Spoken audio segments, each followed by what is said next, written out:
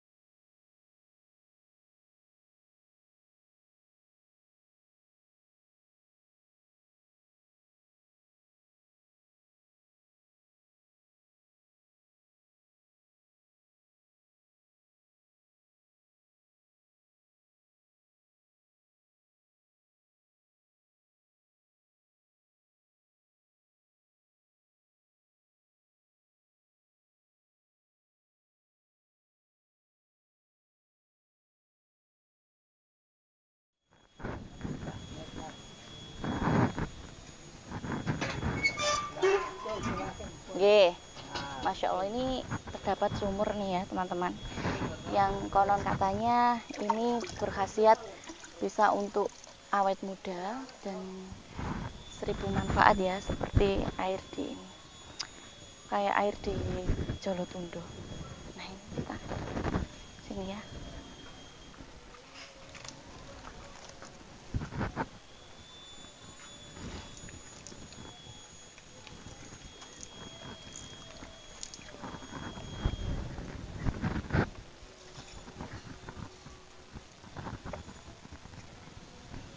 Seger airnya.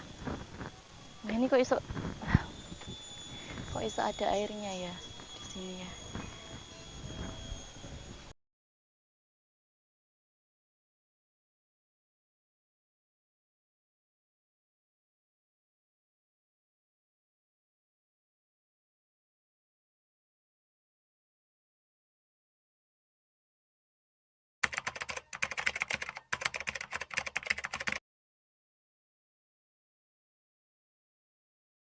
Jadi yang sumur asli, yang aslinya itu yang ini apa yang sebelah sana, Pak? Sama ya? Oh, jadi memang ada dua sumur. Oh, iya ya. Bagus, bagus. Oh, direnovasi ya, ya. Luar biasa. Nah, sumur tua. Ya. Nah, sumur yang satunya ada di sebelah sini, teman-teman. Oke. Oh, lagi direnovasi ya, Pak ya? Oh iya. Angin ya, Pak ya? Oke. Pohon ribuan tahun umurnya. Nah, ini adalah sumur yang satunya. Nah, sumur ini sedang direnovasi teman-teman, karena ini ada ketimpa pohon ini. Pohon ini tuh udah berumur ribuan tahun.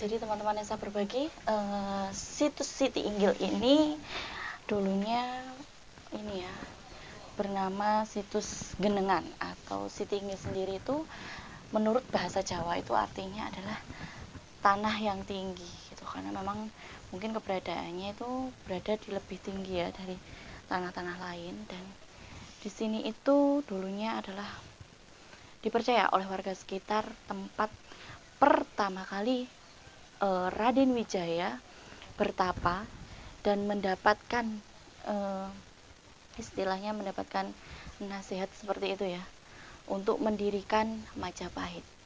Nah, dari pertapaan dan hasil menyepi beliau, akhirnya beliau mendirikan Majapahit. Nah, itu sering sekali beliau melakukan, nah, bertapa, menenangkan diri di sini. Jangankan di era dulu, di era sekarang saja saya merasa tenang sekali ya berada di sini. Selain tempatnya yang dingin, adem, jauh dari suasana hening perkotaan. Nah, karena kanan kirinya di sini adalah persawahan, masih terdengar suara burung-burung, angin-angin dari persawahan pun juga masih terasa. Orang-orangnya di sini pun juga sangat ramah-ramah. Seperti itu. Dan situs Siti Inggil ini tidak pernah sepi akan pengunjung. Nah, ini kita nanti coba kita bisa masuk ya untuk melihat seperti apa keadaan di dalam, dan ada yang dipercaya itu ada makam siapa saja yang di dalam, seperti itu. Sebenarnya kalau menurut saya ini tuh bukan makam ya, karena kan pada zaman dahulu itu Islam belum masuk ya, jadi masih corak agama Hindu Buddha. Jadi pada zaman dulu itu masih berupa dengan pendermaan. Kalau ada jenazah yang meninggal itu di pendarmaan atau di perabuan. Jadi mungkin beberapa abunya ada yang dipendam di sini. Karena kalau orang zaman dulu kan abunya ada yang dibuang di laut atau mungkin dibawa kemana, dan sebagian dari abu tersebut dibawa di sini, termasuk yaitu abu dari raja pertama Majapahit, yaitu Raden Wijaya.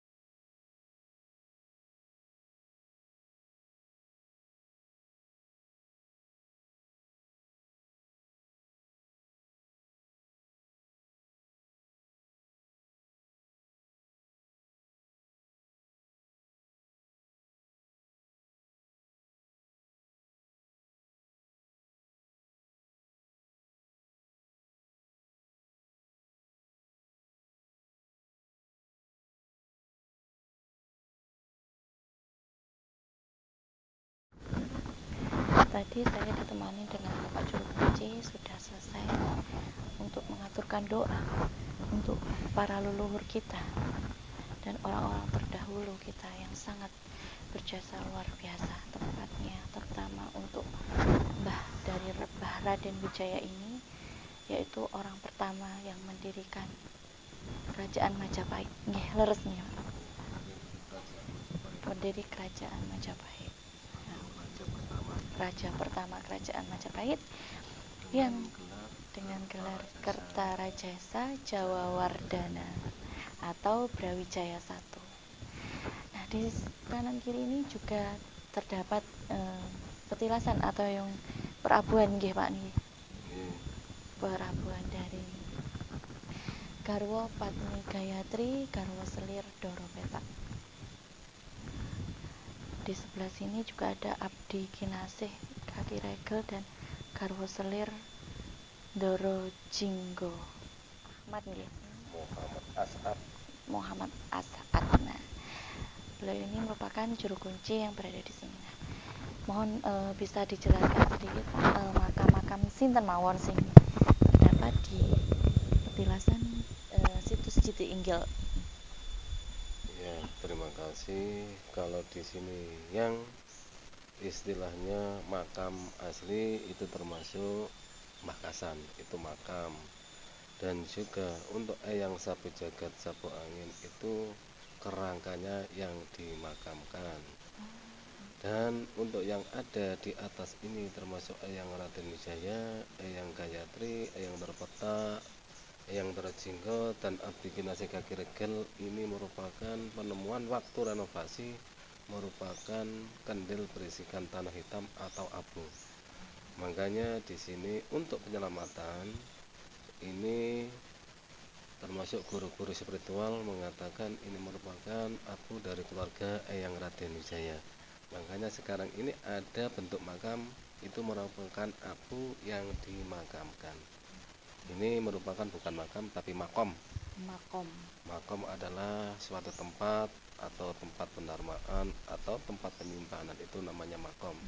Kalau makam itu jelas jasad yang dikubur. Karena pada saat itu kan belum ada agama Islam masuk ya Pak ya. Yeah. Jadi masih beraliran Hindu Buddha. Untuk biasanya untuk yang meninggal itu di pendermaan atau diperabukan atau diperabukan. Iya, seperti itu. Terus untuk Garwo Patni Gayatri ini merupakan sosok yang bagaimana Pak? Atau apanya Raja Raden Wijaya? Ya, kalau untuk Garwo Patni Eyang Gayatri itu merupakan istilahnya istrinya, kan termasuk anak dari Kertanegara, yaitu Eyang Gayatri dan Tribuana.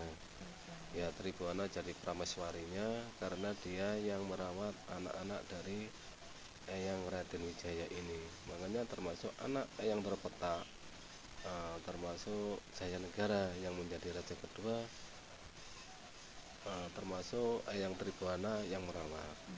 Dan akhirnya juga Dyah Kitarja, anak dari Eyang Gayatri ini, menjadi raja ketiga itu dengan gelar Tribuana Tunggadewi. Makanya termasuk yang ada di sini Eyang Gayatri termasuk ibu dari anak Eyang Raden Wijaya, yang satu Dyah Wiyat dan yang satu Dyah Kitarja.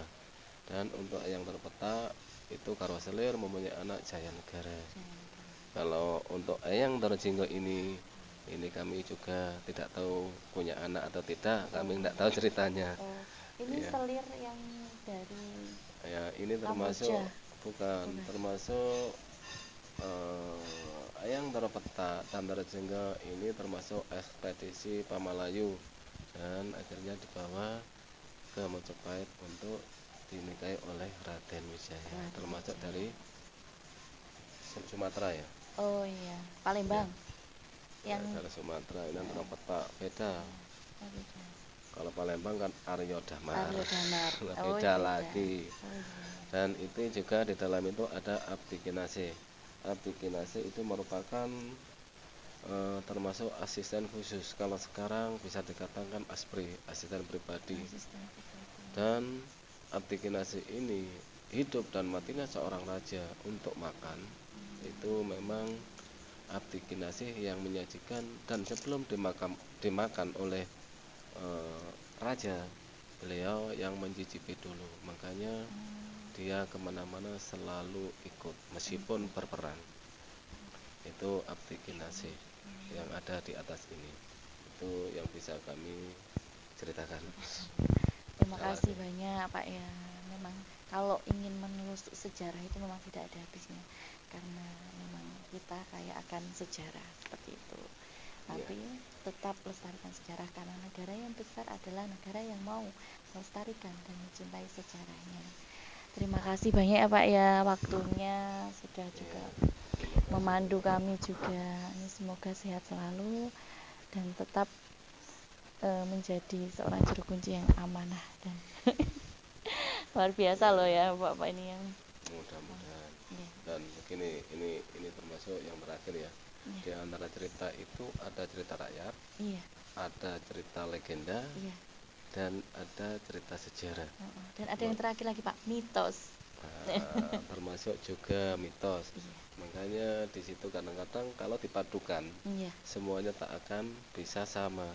Tapi yang penting sejarah itulah yang menjadi kebenaran karena ada bukti ontentik yang dijadikan cerita, termasuk prasasti, termasuk kitab yang terdahulu itu yang namanya sejarah. Iya, betul sekali.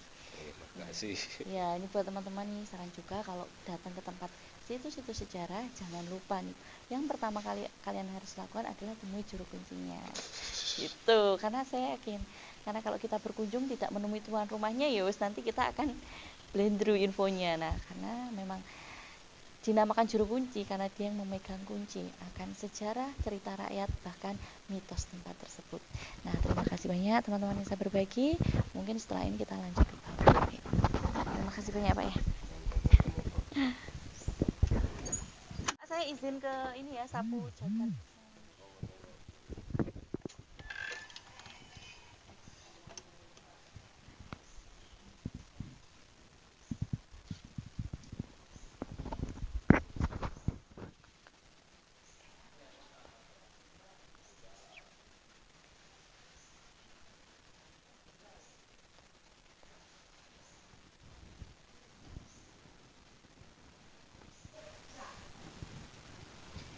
Sobat Nesa Berbagi, kali ini saya berada di sebuah makam yang mana tadi ditemukan kerangkanya dan katanya juru kuncinya dimakamkan di sini.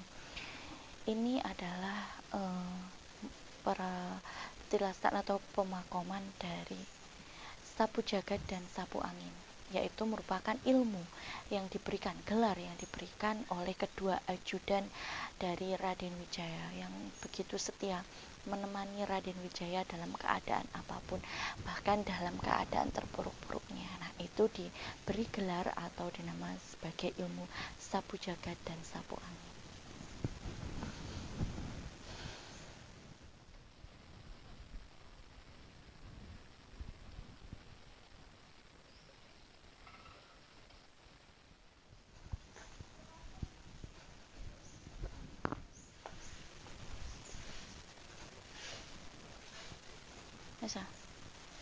Nah, di sini terdapat sanggar pemujaan yang dinamakan dengan sanggar pemujaan. Bangunan yang berdiri 3 kali 3 meter ini merupakan konon dulu adalah tempat bertapanya atau memujanya Raden Wijaya, yang mana di situ juga Raden Wijaya mendapatkan wahyu ya, kalau mungkin orang-orang sekarang bilang itu wahyu untuk mendirikan kerajaan Majapahit. Jadi disinilah tempatnya yang diyakini tempat pemujaan Raden Wijaya.